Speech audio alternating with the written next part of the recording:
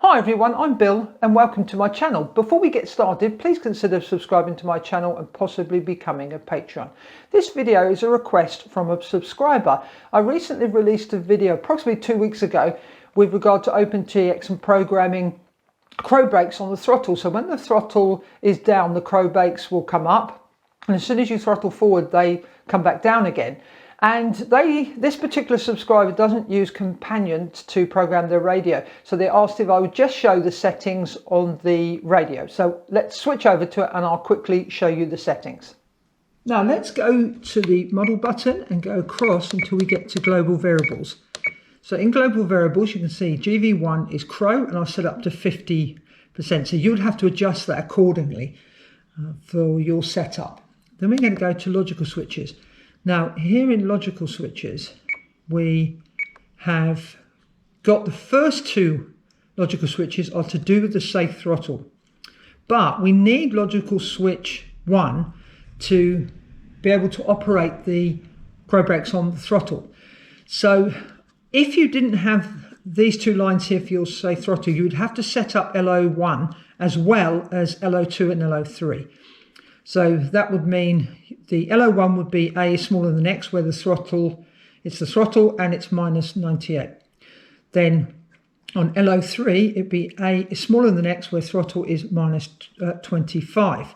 And then LO4 is and LO1, which is up here. So then the only other thing you need to do is select a switch for LO4. So in my case, it's switch SE. So flaps down. Crow on. You can see they become active because the throttle's down. If I put the throttle up, you can see they would now go back into their the ailerons will go back into their normal position. And then we go on to the special functions where you see I've set a sound up. Flaps up, flaps down. Crow on. There we go. So that shows you they're on. But then we need to go forward until we get to mixes.